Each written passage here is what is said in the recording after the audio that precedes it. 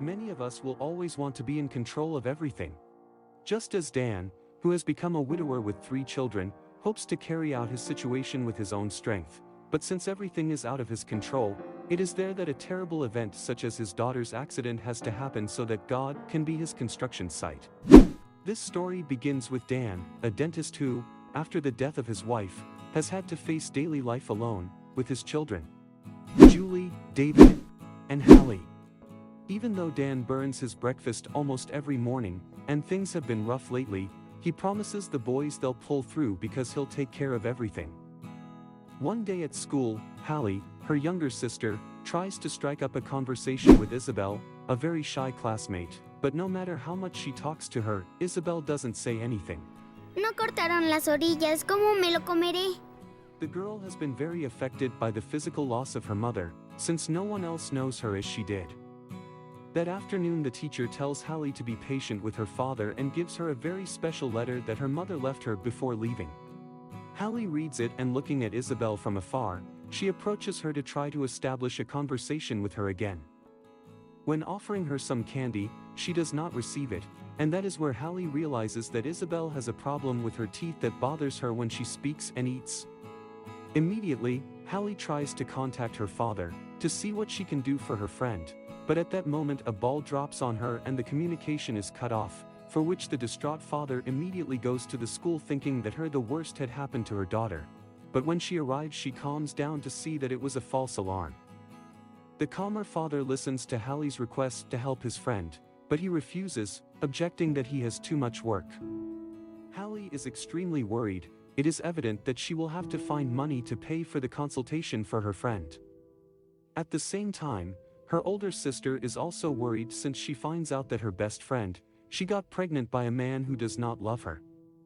She only took advantage of her love and then left her sad and abandoned. The days went by, and the lack of Susan in the house became more and more noticeable. It was very difficult to stop thinking about her, but we had to move on and everyone did their part, especially Dan, who is the one with the most responsibility in all this. Hallie's still worried about Isabelle. She comes up with an idea to get money, but for that she needs a cell phone, so she goes to a boy and exchanges some things, among them the braids of her shoes. After that she makes a call to the office of his father, pretending to be a client so that they give him the price of a tooth extraction. Already knowing the cost he starts his new business, and makes some delicious cookies with chocolate chips. She goes out to sell them and when passing by the neighbor's house, she gives one to her dog. But as everyone except her knows that animals should not be given chocolate, the neighbor gets very upset saying what gave poison to his dog, causing the girl to come home crying. Her father, finding out about her, decides to take her to work every day, and how every naughty girl plays with everything in the office. At home, Hallie listens when Rachel tells Julie that she does not want to take care of the baby she is going to have, so the girl tells her sister that it would be good if she adopted him, so she would stay with him. So he consults his father, since it would be a good option for the baby, because if he is not adopted by Rachel he will lose him. Her father, without influencing her decision, but doubtful, makes her see the responsibility that she would have to assume a few days after getting married. Despite that, she decides to adopt the baby, so she asks Rachel not to get rid of him, since she will take care of everything. When her fiancé arrives, she tells him everything, but he is very surprised and confused, not knowing what to do, because they are not even married. Her boyfriend, although he is a good man and with a big heart, gets a little upset for not having consulted him before such an important decision, and confused, Colton leaves. The next day Hallie does not give up on getting the money for Isabelle's teeth, so she goes back to the neighbor's house, and gets him to give her some coins for removing some dandelion plants from the garden. From that day on the girl was beginning to like her. At night, Dan stays up late watching family videos of when they were very happy with her wife. He cries inconsolably remembering her and feeling the lack he makes of her. He collects all her belongings with a great feeling. The next morning, it was complete chaos. When falling asleep he had to race to get the children ready and take Hallie to school. Imagine how he was that he even took her to another school that was not hers. That afternoon when Hallie was helping her father take out the garbage, she gets the things that her father threw away. So she decides to have a garage sale with them. That same day, David did not want to help his father with the housework, and he went to a girl's house with the excuse of going to study, but suddenly he found a letter left by his mother, which said that he was very proud of him and that he didn't let him down. So he reconsidered, and leaving the girl standing up, he left with the excuse of helping his father. Meanwhile, Julie is trying on the wedding dress with her friend, who sees her worried and asks her what is happening to her. Julie tells her that she is scared because she no longer hears the voice of God. At that moment, a lady hands her a letter addressed to her was from her mother, and when she read it she felt as if she were there, supporting her and giving her security. At the end she signed, "With love, Mom." Back at the garage sale, her neighbor bought her some old tapes to help her out, and at a higher price than she was asking.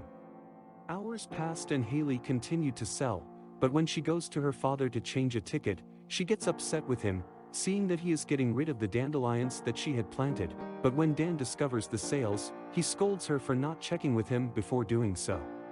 Distressed Dan went straight to look for the tapes, since his intention was not to throw them away, because it was the only true memory he had left of Susan. Desperate and full of concern, he asks his daughter several times where they were. She answered him sadly, "I think I sold them." At that moment David arrives asking what was happening, and his father admonishes him, saying that he has disappointed him, since he knew what he was doing secretly on his computer. David, feeling guilty, says he is sorry and leaves. Hallie comes running to the neighbor's house, offering him all the money she made, in exchange for her mother's tapes being returned, and after feeling defeated she reveals the truth about Isabelle and the problem with her teeth. Her neighbor tells her that she can't give up when someone needs her. Then she gives him the tapes and accepts the money since she's doing things well. She leaves very happy and wanting to continue with her goal. But something terrible happens when David, very angry, takes out the reverse car and unintentionally runs over his sister, who in her hallucinations is in a very beautiful meadow, talking about the secret of dandelion flowers with her mother, while being transported to the hospital. Susan continues telling her that just as the seeds of the dandelions are spread, that is how God wants us to spread love throughout the world, and for this we must be willing to change. She also tells her that she has to be reborn to change, asking God to show her what she is doing wrong and ask for forgiveness. So the girl asks God for forgiveness. Meanwhile, in the hospital room, the neighbor gives Dan the letter that Hallie dropped, and tells him that he has an incredible daughter, which he already knows.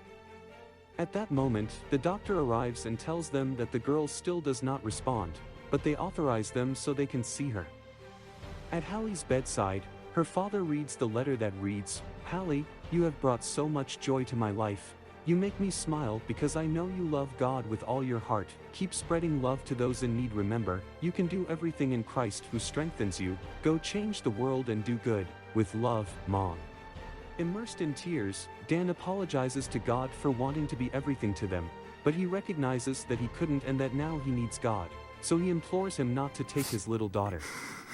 Then, Dan comforts David, who feels guilty and is sorry for disappointing them. His understanding father apologizes for not having been a good father, and feels very proud of him for having accepted his mistakes, and having the purpose of changing, so father and son hug each other with love.